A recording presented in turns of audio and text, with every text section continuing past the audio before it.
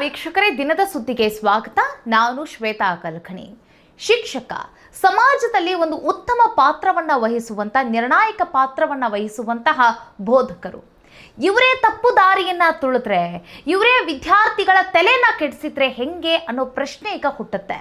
ನೋಡಿ, ಒಂದು ಪ್ರತಿಷ್ಠಿತ ಕಾಲೇಜಿನಲ್ಲಿ ಪ್ರೊಫೆಸರ್ ವಿದ್ಯಾರ್ಥಿನಿಯೊಬ್ಬಳಿಗೆ ಪ್ರೇಮ ನಿವೇದನ ಮಾಡಲು ಹೋಗಿ ಧರ್ಮದೇಟನ ತಿಂದಿರುವಂತಹ ಘಟನೆ ತುಮಕೂರಿನಲ್ಲಿ ನಡೆದಿದೆ.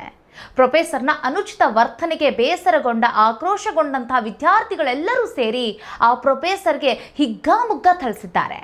ಏನೇ ಘಟನೆ? ಯಾಕೆ ಆ ಪ್ರೊಫೆಸರ್ ಆ ವಿದ್ಯಾರ್ಥಿನಿಗೆ ಪ್ರಪೋಸ್ ಮಾಡಲು ಹೋಗಿ ಧರ್ಮದೇಟನ ತಿಂದ? ಅಷ್ಟಕ್ಕೂ ಆ ವಿದ್ಯಾರ್ಥಿನಿ ಈ ಹಿಂದೆ ಏನಾದ್ರೂ ಆ ಪ್ರೊಫೆಸರ್ನ ಜೊತೆಗೆ ಆಕೆ ಕೂಡ ಅದೇ ರೀತಿಯಾಗಿ ವರ್ತಿಸಿದ್ಲಾ, ಪ್ರಪೋಸ್ ಮಾಡಿದ್ಲಾ, ಏನ್ ಕತೆ? ಅದರ ಜೊತೆಗೆ ಸಮಾಜ ಯಾವ ದಿಕ್ಕಿಗೆ ಹೋಗ್ತಾ ಇದೆ ಅನ್ನೋದು ಈಗ ಕಟ್ಟ ಕಡೆದಾಗಿ ಕಾಡ್ತಾ ಇರುವಂತ ಪ್ರಶ್ನೆ. ಯಾಕಂತಂದ್ರೆ ಶಿಕ್ಷಕರು ಇವರು ತಿದ್ದಿ ತೀಡಿ ನಮಗೆ ಒಳ್ಳೆಯ ದಾರಿಯನ್ನ ತೋರಿಸಬೇಕಾಗಿದ್ದಂತಹ, ಮಾರ್ಗದರ್ಶನ ನೀಡಬೇಕಾಗಿರುವಂತಹ, ಪ್ರಪಂಚದ ಅರಿವು ಮೂಡಿಸಬೇಕಾದಂತಹ ಶಿಕ್ಷಕರು ಈ ಒಂದು ರೀತಿಯಾಗಿ ಅನುಚಿತ ವರ್ತನೆಯನ್ನ ಮಾಡ್ತಾ ಇದ್ರೆ ಅಲ್ಲಿರುವಂತಹ ವಿದ್ಯಾರ್ಥಿನಿಯರ ಪರಿಸ್ಥಿತಿ ಏನಾಗಿರಬೇಡ. ಇಲ್ಲಿ ವಿದ್ಯಾರ್ಥಿನಿಗಳು ಪ್ರೊಫೆಸರ್ಗಳ ಜೊತೆಗೆ ಯಾವುದೇ ಸಂಕೋಚಿತ ಭಾವ ಇಲ್ಲದೆ ತಮಗೆ ಬಂದಂತಹ ಡೌಟ್ಗಳನ್ನ, ಮತ್ತೆ ಈಗ ಏನಾದರೂ ಒಂದು ಅಧ್ಯಯನ ಮಾಡಿರ್ತಾರೆ, ಆ ವಿಚಾರಕ್ಕೆ ಸಂಬಂಧಿಸಿದಂತೆ ಏನಾದರೂ ಡೌಟ್ಸ್ ಇರಲಿ, ಕ್ವೆಶ್ಚನ್ಗಳೇ ಇರಲಿ, ಅದನ್ನೆಲ್ಲವನ್ನು ಕೂಡ ಸಂಕೋಚಿತ ಭಾವ ಇಲ್ಲದೆ ಇಲ್ಲಿ ಶಿಕ್ಷಕರ ಜೊತೆಗೆ ಯಾವ ರೀತಿಯಾಗಿ ಮಾತಾಡದಪ್ಪ ಅನ್ನೋ ಒಂದು ಪರಿಸ್ಥಿತಿ ಈಗ ವಿದ್ಯಾರ್ಥಿನಿಗಳಲ್ಲಿ ಮೂಡ್ತಾ ಇದೆ. ಅಷ್ಟಕ್ಕೂ ಏನು ಈ ಘಟನೆ ಅನ್ನೋದನ್ನ ಒನ್ ಬೈ ನೋಡ್ತಾ ಹೋಗೋಣ. ಬನ್ನಿ, ವಿಡಿಯೋನ ಅಂತ್ಯದವರೆಗೂ ನೋಡಿ. ವಿಡಿಯೋ ಇಷ್ಟ ಆಗಿದ್ರೆ ಲೈಕ್, ಶೇರ್, ಕಾಮೆಂಟ್, ಸಬ್ಸ್ಕ್ರೈಬ್ ಮಾಡೋದನ್ನ ಮರಿಬೇಡಿ. ವೀಕ್ಷಕರೇ, ಈ ಘಟನೆಯ ವಿವರವನ್ನ ನೋಡ್ತಾ ಹೋಗೋಣ. ಗೃಹ ಸಚಿವರಾದ ಡಾಕ್ಟರ್ ಜಿ ಪರಮೇಶ್ವರ್ ಅವರ ಒಡೆತನದ ಸಿದ್ಧಾರ್ಥ ಮೆಡಿಕಲ್ ಕಾಲೇಜಿನಲ್ಲಿ ನಡೆದಿರುವಂತಹ ಘಟನೆ ಇದು. ಅಂದ್ರೆ ಬೆಂಗಳೂರು ಗ್ರಾಮಾಂತರ ಜಿಲ್ಲೆ ನೆಲಮಂಗಲ ತಾಲೂಕಿನ ಟಿ ಬೇಗೂರಿನಲ್ಲಿರುವಂತಹ ಕಾಲೇಜು ಒಂದರಲ್ಲಿ ನಡೆದಿರುವಂತಹ ಘಟನೆ ಇದು. ಏನಾಗುತ್ತೆ? ತರಗತಿಯಲ್ಲಿ ಮೆಡಿಕಲ್ ವಿದ್ಯಾರ್ಥಿನಿಯೊಬ್ಬಳಿಗೆ ಪ್ರೇಮ ನಿವೇದನ ಮಾಡಲಿಕ್ಕೆ ಹೋಗಿ ಚಪ್ಪಲಿ ಏಟು ತಿಂದಿರುವಂಥ ಘಟನೆ ಇದು.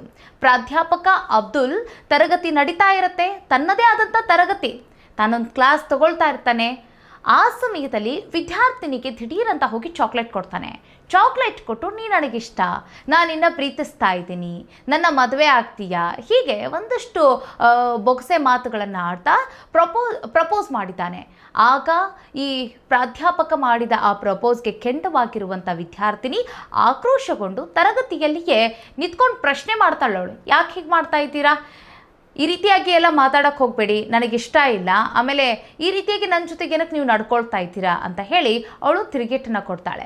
ನಂತರ ಪ್ರೊಫೆಸರ್ಗೆ ಚಪ್ಪಲಿಯಿಂದ ಥಳಿಸ್ತಾಳೆ. ಅಷ್ಟಕ್ಕೆ ಸುಮ್ಮನಾಗಲಿಲ್ಲ. ಯಾಕಂತಂದರೆ ಆ ಪ್ರೊಫೆಸರ್ ಆಕೆಗೆ ತುಂಬ ಅಂದರೆ ತುಂಬ ಮಾತಾಡ್ತಾನೆ. ಏನಂತ ಅಂತಂದರೆ, ನೀ ನನಗೆ ಪ್ರಪೋಸ್ ಮಾಡಲಿಲ್ವ ಮುಂಚೆ?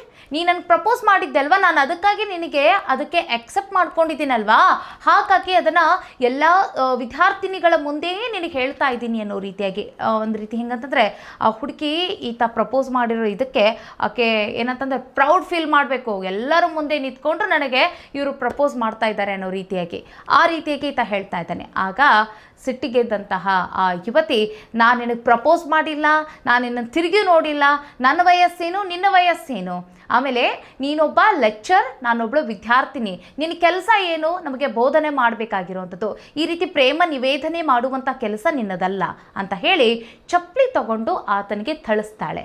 ಇಷ್ಟಕ್ಕೆ ಸುಮ್ಮನಾಗಲಿಲ್ಲ. ಆತ ಏನು ಮಾಡ್ತಾನೆ, ನೀ ನನಗೆ ಪ್ರಪೋಸ್ ಮಾಡಿರುವಂಥ ಎವಿಡೆನ್ಸ್ ನನ್ನ ಹತ್ರ ಇದೆ ಅಂತ ಹೇಳ್ತಾಳೆ.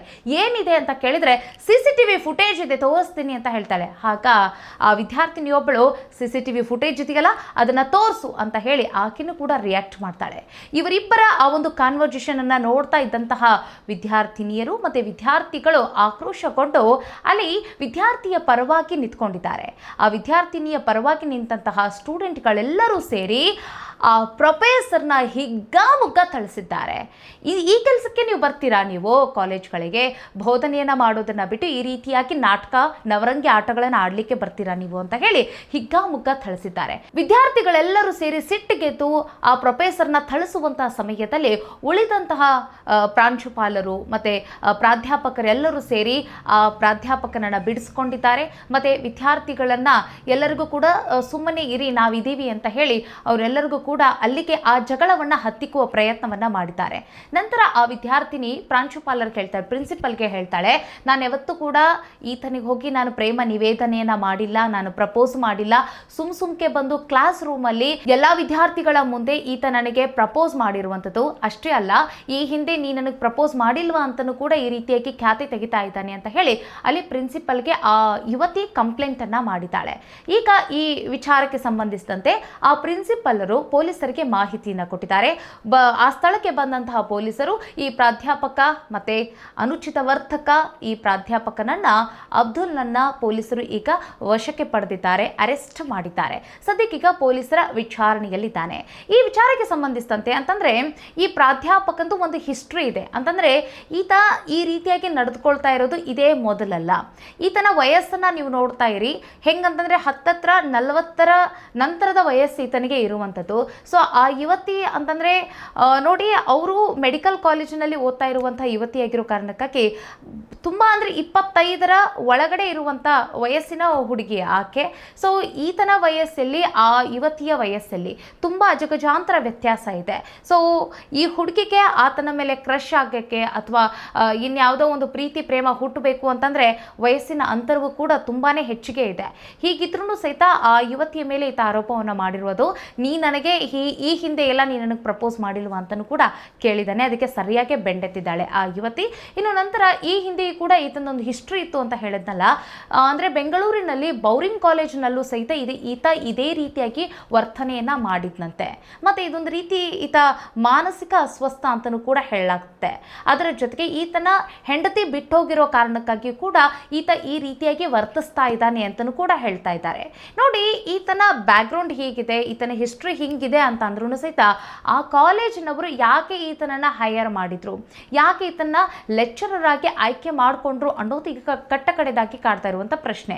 ಈಗ ನೋಡಿ, ಆ ಲೆಕ್ಚರ್ ಅಬ್ದುಲ್ನ ಈಗ ಅರೆಸ್ಟ್ ಮಾಡಿದಾರಲ್ಲ, ಸೊ ಈಗ ಅಬ್ದುಲ್ಗಷ್ಟೇ ಈಗ ವಿಚಾರಣೆ ನಡೆಯೋದಿಲ್ಲ. ಈಗ ಕಾಲೇಜಿನ ಪ್ರಿನ್ಸಿಪಲ್ವರೆಗೂ ಕೂಡ ಈಗ ವಿಚಾರಣೆಗೆ ಒಳಪಡ್ತಾರವ್ರು. ಯಾಕಂತಂದರೆ ಇಂಥವರನ್ನು ನೀವೇನಕ್ಕೆ ಕಾಲೇಜು ಒಳಗಡೆ ಬಿಟ್ಕೊಂಡ್ರಿ, ಈ ರೀತಿಯಾಗಿ ಮಾಡೋದ್ರಿಂದ ಈಗ ವಿದ್ಯಾರ್ಥಿನಿಯರಿಗೆ ಏನಾಗುತ್ತೆ, ಒಂದು ರೀತಿ ಹಿಂಸೆ ಆಗುತ್ತೆ. ಇಂತಹ ಕಾಮುಕಗಳು ಮತ್ತು ಇಂತಹ ಮಾನಸಿಕ ಅಸ್ವಸ್ಥರನ್ನು, ಸೈಕೋಗಳನ್ನು ನೀವು ಕಾಲೇಜು ಒಳಗಡೆ ಬಿಟ್ಕೊಂಡಿದ್ದು ಏನಕ್ಕೆ ಅಂತಲೂ ಕೂಡ ಅವ್ರಿಗೂ ಕೂಡ ಡ್ರಿಲ್ ಮಾಡುವ ಸಾಧ್ಯತೆ ಇದೆ. ನೋಡಿ, ಕಾಲೇಜಿನಲ್ಲಿ ಈ ರೀತಿಯಾಗಿ ಪ್ರಾಧ್ಯಾಪಕರೇ ವಿದ್ಯಾರ್ಥಿನಿಯರನ್ನು ಕೆಟ್ಟ ದೃಷ್ಟಿಯಿಂದ ನೋಡುವಂಥದ್ದು, ಅವರನ್ನು ಈ ರೀತಿ ಪ್ರಪೋಸ್ ಮಾಡಿ ಮದುವೆ ಆಗ್ತೀನಿ ಈ ರೀತಿಯಾಗಿ ಹೇಳುವಂಥದ್ದು ತುಂಬ ಅಸಹ್ಯಕರ ಅಂತ ಅನಿಸುತ್ತೆ. ಅವರೇನಾದರೂ ಎಡುತ್ತಾ ಇದ್ದರೆ, ಅವ್ರಿಗೆ ಏನಾದರೂ ಆ ರೀತಿಯಾಗಿ ಕ್ರಶ್ ಆಗ್ತಾ ಇದ್ದರೆ, ಇವ್ರ ಮೇಲೇ ಆಗ್ತಾ ಇದೆ ಅಂತ ಅಂದ್ಕೊಳ್ಳಿ, ಅವ್ರನ್ನ ಕರೆಸಿ ತಿದ್ದಿ ಬುದ್ಧಿ ಹೇಳಿ ಕಳಿಸ್ಬೇಕಾಗಿರೋದು ಇವ್ರ ಕರ್ತವ್ಯ ಆಗಿರುತ್ತೆ. ಯಾಕಂತಂದರೆ ಇವರು ಆ ಸ್ಥಾನದಲ್ಲಿರ್ತಾರೆ. ಅಂಥವರು ಈ ರೀತಿಯಾಗಿ ಕೊಚ್ಚೆ ರೀತಿಯಾಗಿ ವರ್ತಿಸೋದು ತಪ್ಪಾಗುತ್ತೆ ಅನ್ನೋದು ಕೂಡ ನಮ್ಮ ದಿನದ ಸುದ್ದಿಯ ಆಶಯ. ನಿಮಗೇನು ಅನಿಸ್ತು ಅನ್ನೋದನ್ನು ಕಾಮೆಂಟ್ ಮಾಡಿ. ಸಿಗೋಣ ಮುಂದಿನ ವಿಡಿಯೋದಲ್ಲಿ. ನಮಸ್ಕಾರ.